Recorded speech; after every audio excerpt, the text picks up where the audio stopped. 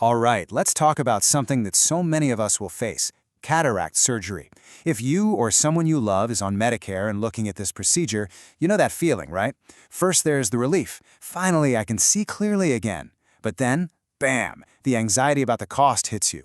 Well, think of this as your financial guide, a clear map to get you from that initial sticker shock all the way to the final bill without the stress.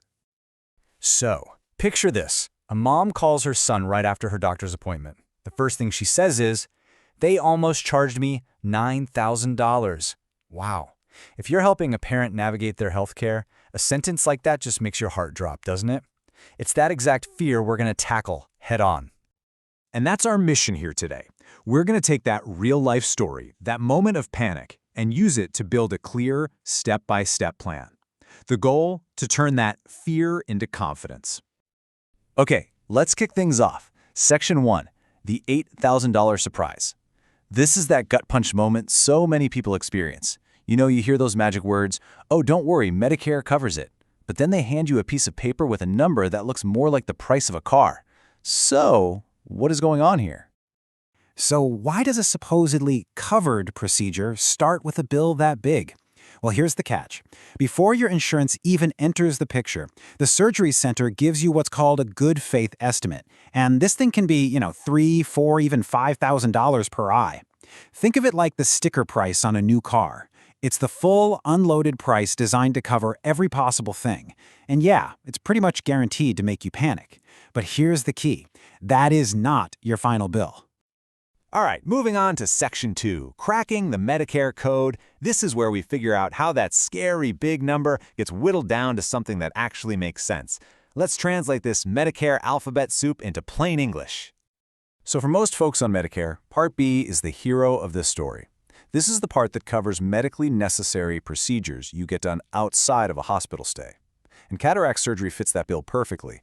As long as your eye doctor has officially said, "Yep, these cataracts are making it hard to do daily stuff like read or drive."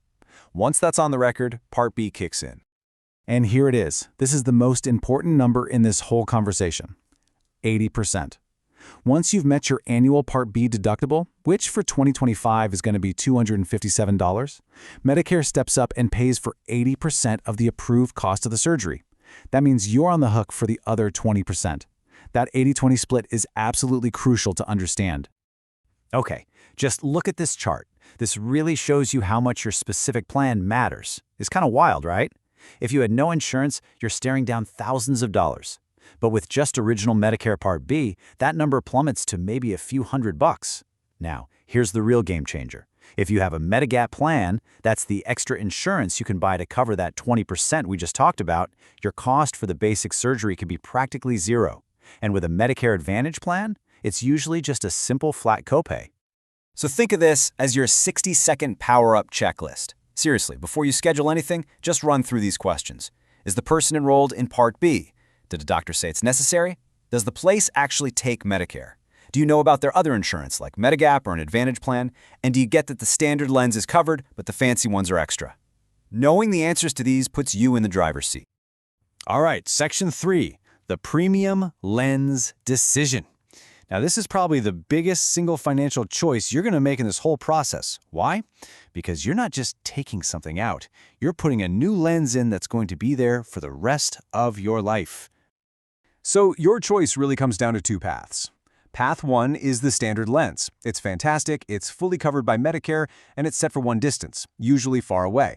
The catch? You'll almost certainly still need reading glasses.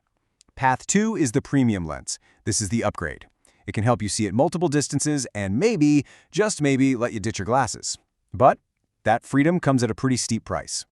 And how steep are we talking? Well, you could be looking at an extra $2,000, maybe even up to $4,000 per eye. And you have to get this. This is an elective upgrade. It's a choice. Medicare does not see it as medically necessary, so they don't cover it. Your Medigap plan probably won't cover it either. This part is almost always 100% out of your own pocket.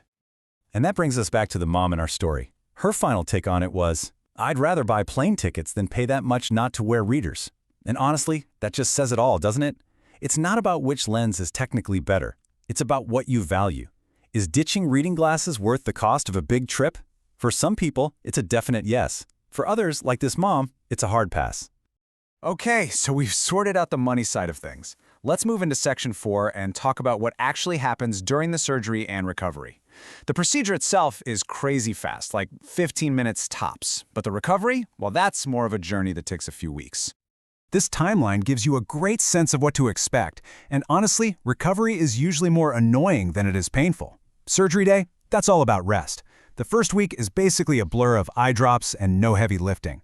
But then, as you get into the next few weeks, things start to get pretty cool. Your vision sharpens up, and people are always blown away by how vivid and bright colors look. By about a month or two out, your vision stabilizes and you can get your final glasses prescription. Now, I want to mention something you might hear about down the road, a secondary cataract. First things first, don't panic. Your original cataract can't grow back. This is just a common thing where a bit of cloudy film forms on the little capsule holding your new lens. Super common, and the fix is a simple 5-minute laser procedure in the doctor's office. No big deal. Okay, this is important. Recovery is usually super smooth, but you absolutely have to know the difference between what's normal and what's an emergency. A little scratchiness? That's normal. Severe, sharp pain? Not normal. Call the doctor. Vision getting better day by day? Normal. Vision suddenly getting worse or seeing a weird curtain? Not normal. Call the doctor. Keep this list in your back pocket, and if any of these red flags pop up, don't wait. Call the surgeon's office right away. All right, let's bring it all home with our final section, the key lessons from this whole story.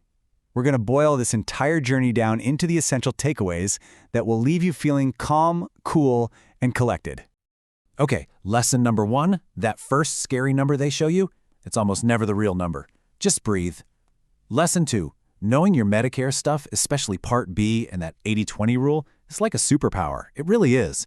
And lesson 3, and this might be the most important one, you have permission to slow down. The clinic might want you to sign right away, but you can always say, I need a day to look this over. Take that day. So after all this, you're not just a patient anymore, and you're not just a worried kid helping their parent. You're now the calm, informed adult in the room. You've got the map. You speak the language. You know the choices. So I'll leave you with this. When you walk into that appointment, what's the very first question you're going to ask?